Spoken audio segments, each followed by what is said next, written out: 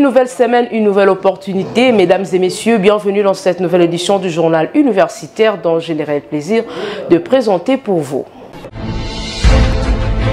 Soutenance publique de la thèse de doctorat le week-end dernier par le chef des travaux, Jeska Diumba Kabwe de la faculté de sciences économiques et de gestion de l'Université pédagogique nationale, thèse intitulée Financement du système éducatif en République démocratique du Congo, analyse économique sur l'enseignement primaire et secondaire dans la province du Haut-Katanga de 2021 à 2023. Reportage de Georges Dilumbi et Christian Chipamba.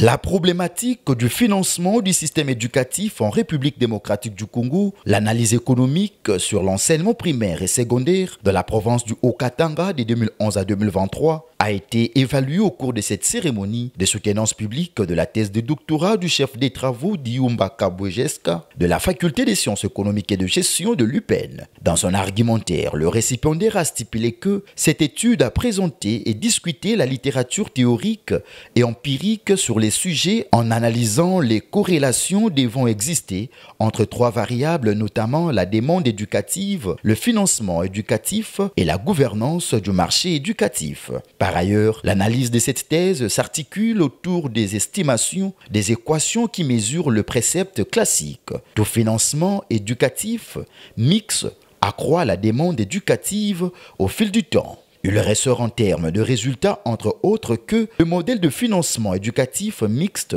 est déficitaire, décroît. La demande éducative, ensuite, ne permet pas à la majorité des enfants d'accéder et achever le parcours scolaire au fil du temps. Ceci n'est qu'un résultat d'une gouvernance du marché éducatif ayant plus de conditions en défaveur des enfants en provenance de ménages pauvres. À cet effet, il est suggéré un modèle de financement éducatif mixte bénéfique aux apprenants et à l'État pendant le parcours scolaire, surtout au second cycle, afin d'entraîner un glissement de la théorie du capital humain, a conclu le candidat. Après l'examen et la délibération du jury à huis clos, le chef des travaux, Jeska Kabwe, a réussi avec la mention grande distinction dans une ambiance festive. Au sortir de la salle, il est revenu sur l'apport de son travail.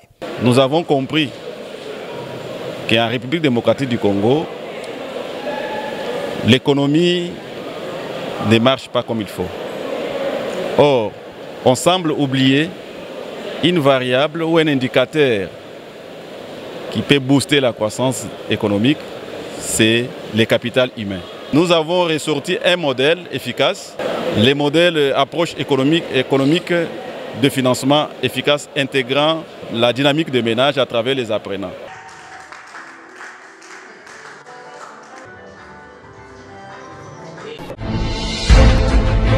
De son côté, le chef des travaux, Bibiche Ilundu de la faculté de pédagogie et didactique de discipline, a également soutenu sa thèse de doctorat sur la pratique d'inclusion des étudiants avec handicap dans les établissements supérieurs et universitaires de Kinshasa. C'était les samedis derniers à l'Université pédagogique nationale. Encore Georges Dilumbi et Christian Chipamba pour le reportage. Vérifier l'effectivité de la prise en compte de principes fondateurs d'inclusion des étudiants avec handicap au sein des établissements universitaires de Kinshasa, c'est l'objectif poursuivi par la thèse de doctorat soutenue par Bibiche Ilundu de la faculté de pédagogie et de didactique des disciplines de l'UPN. Après récolte des données, les résultats ont relevé qu'en ce qui concerne l'identification des stéréotypes associés aux étudiants en situation de handicap ont été décrits comme étant plus déterminés que les étudiants valides. Par contre, a-t-elle renchéri, aucune différence n'a été trouvée dans les étudiants valides avec handicap moteur et sourd en ce qui concerne l'agréabilité. Le résultat de la deuxième thématique, basée sur la pratique de l'éducation inclusive en faveur des étudiants avec handicap, ont été mitigés pour la simple raison que la population interrogée reconnaît l'existence des étudiants avec handicap, mais les principes fondateurs de l'inclusion ne sont pas appliqués en leur faveur. D'où la nécessité de rendre cette pratique effective au sein des établissements de l'ESU en RDC afin de favoriser l'intégration de la pleine participation active des étudiants avec handicap aux objectifs de développement durable. Au terme de l'évaluation du travail et la délibération du jury à huis clos, la candidate Bibiche Ilundu a réussi avec la mention grande distinction. Pour la jouissance de son nouveau titre, le secrétaire général à la recherche lui a conféré le grade académique et la lauréate recommande ce qui suit. Beaucoup de recommandations, évidemment, à l'endroit de l'État, l'État a déjà promulgué des lois pour protection et promotion des personnes vivant avec handicap. L'égalité des chances pour tout le monde sans discrimination. Mais l'effectivité sur terrain pose problème. Parmi les recommandations, c'est la sensibilisation. Il faut que les gens soient informés par rapport à ces problèmes réels. Ils ont droit à l'éducation comme toute autre personne. Et au niveau de l'université, il faut que les enseignants puissent implémenter cela, encourager, accompagner les étudiants vivant avec handicap afin de les propulser. L'ambiance était totale.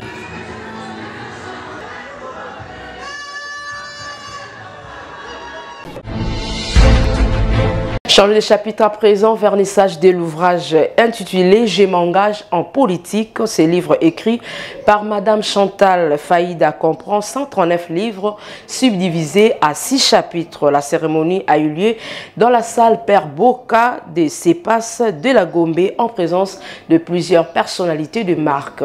Opkiakou et Sylvain Salabiakou étaient présents pour le camp du journal universitaire.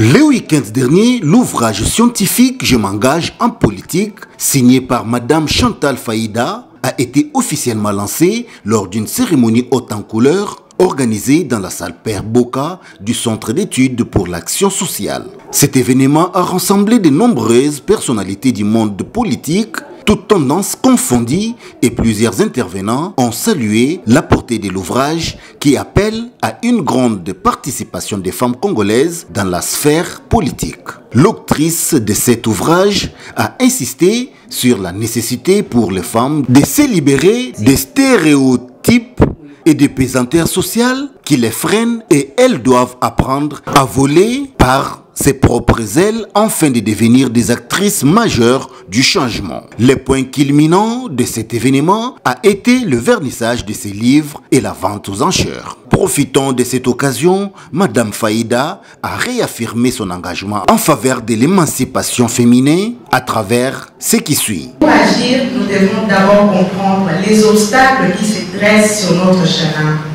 En parcourant la stratégie nationale de la participation politique des femmes, et de par mon expérience, j'ai identifié 3 déterminants majeurs qui freinent l'ascension des femmes en politique, des barrières que nous devons ensemble démanteler.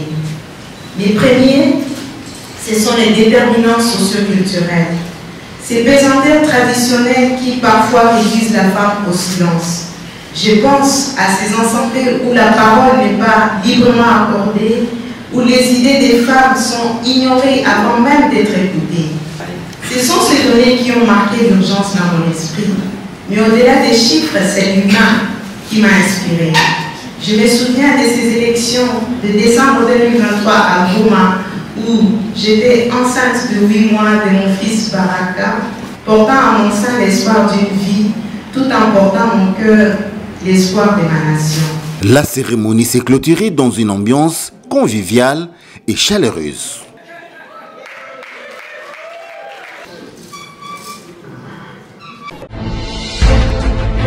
Quelques jours après la brillante soutenance publique de sa thèse de doctorat à l'Université pédagogique nationale, le docteur à thèse, honorable député national André Mouchongo Machara, a été célébré le samedi dernier au cours d'une soirée de gala organisée par les cadres scientifiques et personnels du département de sciences de l'information et de la communication dont il fait partie. Les détails dans ces reportages de Georges Dilumbi et Christian Chipamba.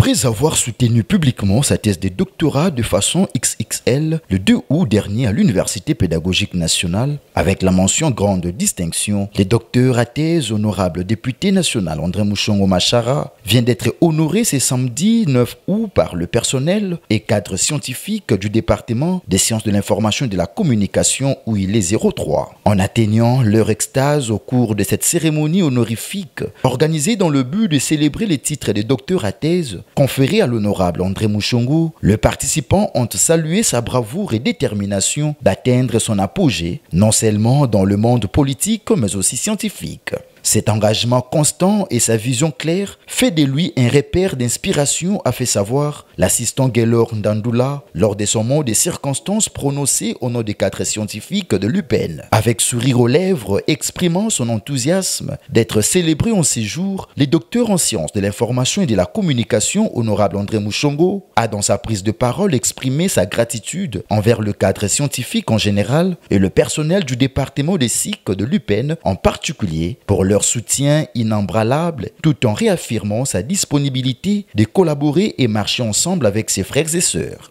Je me sens être en famille et je suis effectivement en famille. Chers frères et sœurs, quelle joie d'être aujourd'hui devant vous. Quelle joie que vous puissiez aujourd'hui me célébrer. C'est votre présence qui m'a plus forgé et resté dans notre vie quotidienne. Merci parce que vous avez reconnu nos petits efforts.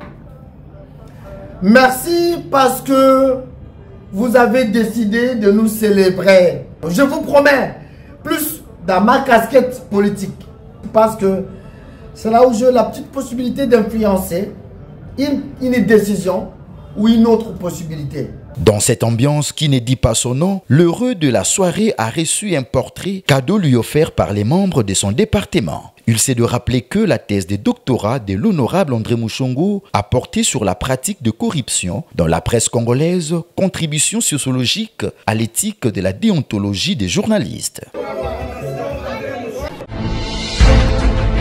Au nom des cadres scientifiques, l'assistant Gaylor Ndandoula a exprimé leur joie et témoigne leur soutien total à l'honorable André Mouchongo Machara qui ne cesse de faire preuve d'excellence non seulement dans le monde politique mais aussi scientifique. Propos tenus au cours de la soirée des galas organisée à l'honneur de ces nouveaux docteurs à thèse. Il est au micro de Georges Dilumbi et Christian Chipamba.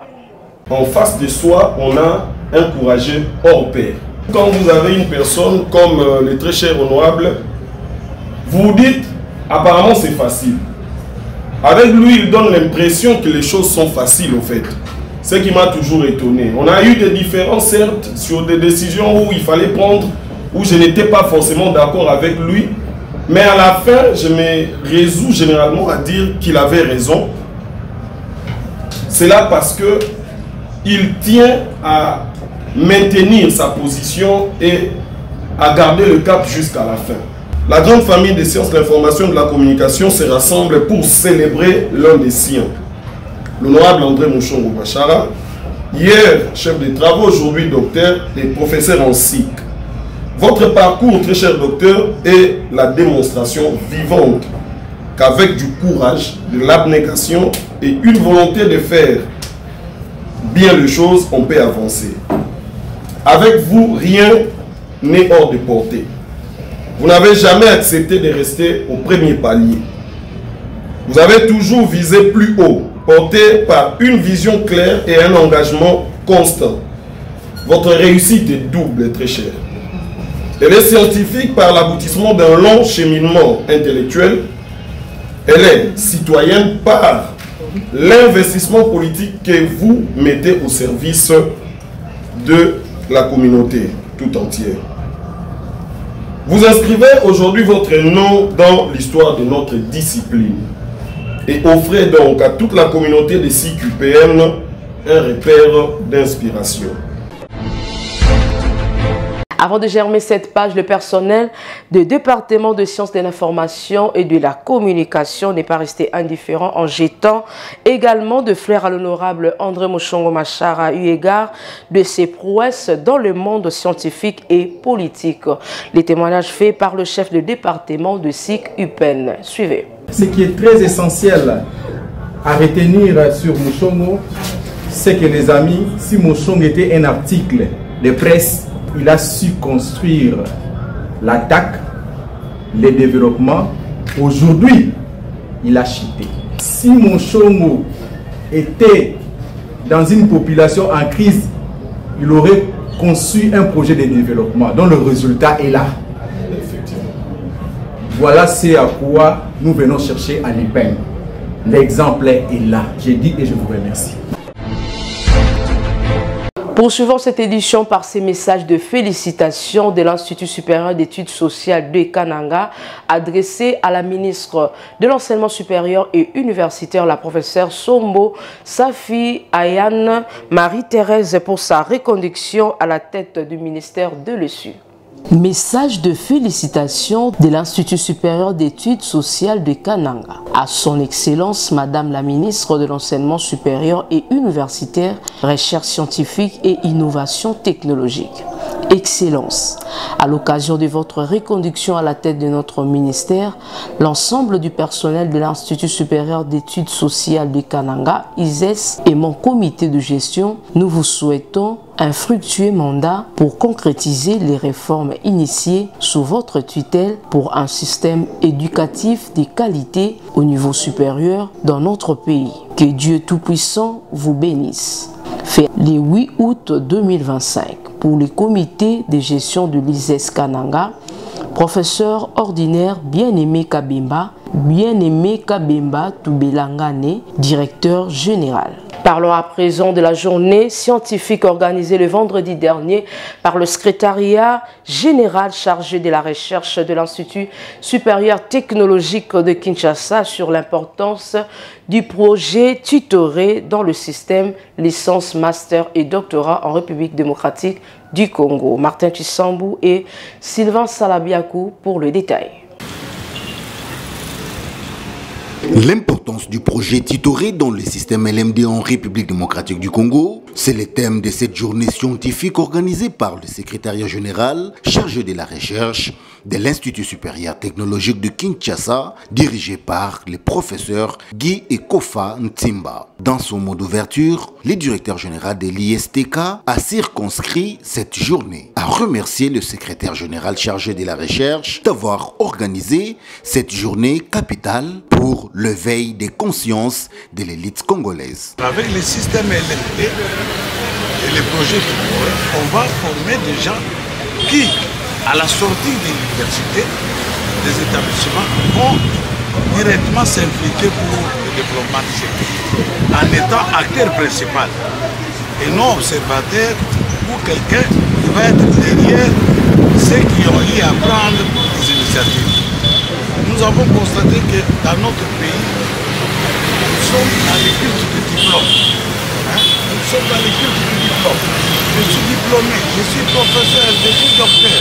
Mais sur le terrain, on constate que le développement n'accompagne pas le nombre de diplômes qui sont sortis. Prenant la parole, le professeur Guy Ekofa Ntimba, secrétaire général à la recherche de l'ISTK, est revenu sur l'importance de cette activité. Le plus important, je vais pas vous dire tout, mais on peut retenir une chose. Si dans le temps, on nous transmettait des connaissances, maintenant, on nous transmet des compétences pour résoudre les besoins réels qui se posent dans notre société. On peut tout oublier sauf ça. Et c'est très important aujourd'hui pour le marché du travail, mais aussi pour l'entrepreneuriat. Donc, l'ISTK ne forme pas Après toutes ces allocutions, l'heure était aux conférences du jour. Le professeur John Kayolo a parlé de l'importance et l'utilité du projet Titoré dans le système LMD. Pour le professeur Kayolo, le projet Titoré est d'une grande importance capitale dans l'enseignement universitaire congolais. Il aide l'apprenant à bien se défendre. Le professeur John Elo s'est apaisanti sur le projet Titoré en art et métier. L'assistant Mayanga a abordé les sous-thèmes les projets Titoré en sciences de santé. Et le projet Titoré en informatique a été épinglé par l'assistant Roger Chipanga. Cette activité s'est clôturée par le jeu de questions et réponses et une photo de famille à la grande satisfaction de tous. De l'autre côté, le bureau du Corps national des professionnels en santé communautaire a organisé le week-end dernier une double cérémonie d'accueil de nouveaux membres et la prestation de serment de 60 nouveaux professionnels de santé communautaire. Cette activité s'est déroulée à l'université Omnia Omnibus située dans la commune de Kassavogo.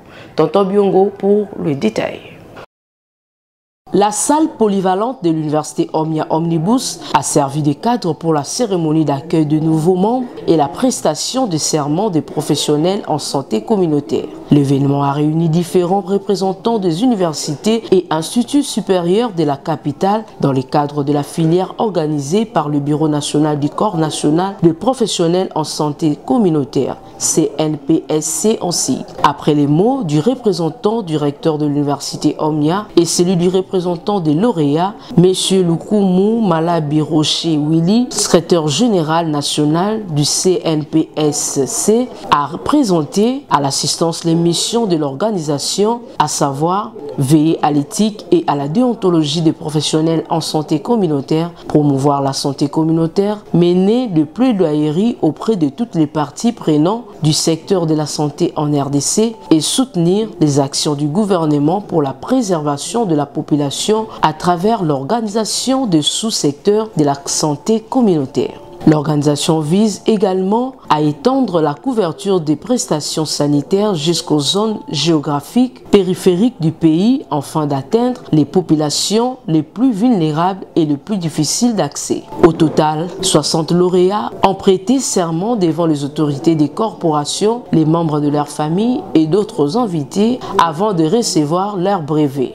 Après ces moments forts, M. Patrice Opélé, secrétaire général du SINAPSACO, a prodigué quelques conseils aux nouveaux venus sur l'éthique et la déontologie de la profession. Le secrétaire général du CNPSC a, quant à lui, souligné ce qui suit. Aujourd'hui, c'est un grand jour qui montre l'amour de la profession santé communautaire manifesté par les membres qui ont voulu rejoindre la famille professionnelle. C'est un accueil de nouveaux membres, communément appelé prestation de serment. Donc la santé communautaire, c'est une profession. Avant de pratiquer la profession, vous devez gérer, prendre un engagement devant les autorités de la profession et puis devant le public, que je me limite ici, parce que la corporation est là pour gérer la déontologie et l'éthique de la profession. Voilà, c'est pourquoi vous avez vu, les dames et les messieurs ont voulu prêter serment, prendre cet engagement pour servir le pays à travers la profession santé communautaire. Il faut noter que la profession de santé communautaire est un domaine multidisciplinaire qui vise à améliorer la santé des populations à travers des interventions et programmes adaptés aux besoins spécifiques des communautés avec la participation active de celles-ci. Un autre sujet à présent, digitaliser une gestion sociale pour mieux former, gérer et réussir avec le logiciel SUJI. C'est le thème de la conférence débat organisée par le Centre de développeurs et ingénieurs en réseau informatique, c'est dire info en sigle. Cette activité qui s'est déroulée le week-end dernier au centre sportif de judo de la police avait comme objectif de sensibiliser le chef d'établissement, administrateurs et enseignants sur l'importance de la gestion numérique. Reportage de Tonton Biongo. Sensibiliser le chef d'établissement, les administrateurs et les enseignants sur l'importance de la gestion numérique et démontrer concrètement comment la digitalisation permet d'améliorer les performances pédagogiques et administratives sont les objectifs poursuivis par le Centre de développeurs et ingénieurs en réseau informatique, CEDIR en sigle, à travers cette conférence et exposition placée sous les thèmes « Digitaliser la gestion scolaire pour mieux former, mieux gérer et réussir avec le système de gestion des institutions éducatives CIGI ». Après les mots du camarade Merdi Temba, Faustin Kikapa Funina, le directeur général du CEDIR a présenté à l'assistance la mission et les objectifs de sa structure, puis a procédé à la démonstration de la configuration du logiciel CIGI. Il a souligné que ce logiciel permet de gérer les inscriptions et la base des données des élèves, de suivre les notes, les absences et les résultats scolaires, d'organiser des emplois du temps, de planifier la pédagogie et la gestion du personnel, de superviser le paiement scolaire et la gestion financière et d'améliorer la communication entre écoles, les enseignants, les élèves et les parents. Après cette brillante présentation, l'heure était au jeu de questions-réponses pour enrichir les connaissances. Enfin, le président du CEDIR a conclu en ces termes. À l'heure actuelle, le numérique s'avère un outil incontournable. Si les chefs d'établissement, les promoteurs acceptent d'utiliser ces produits, ça va leur permettre de gagner en temps la gestion, leur gestion administrative, et aussi ça va augmenter le fonctionnement et les avantages et aussi la gestion à un taux de plus de 15% sur ce qui existe déjà. Parce qu'actuellement, utiliser les manuels, c'est comme si c'est déjà... Vous rentrez à l'époque où on gérait les histoires avec des papiers, et à travers les numériques, vous avez la possibilité de mieux gérer. Ici est de noter que la digitalisation des établissements scolaires est devenue une nécessité pour garantir une éducation de qualité, une gestion efficiente et un meilleur suivi pédagogique. C'est la fin de cette édition, mesdames et messieurs. Merci de prêter attention à notre présentation derrière la caméra. Christian Chipamba, toujours sous la coordination de l'honorable André Mouchongo Machara, à la réalisation Emmanuel Lema. Quant à moi, je vous dis au revoir et bonne suite de programme chez vous.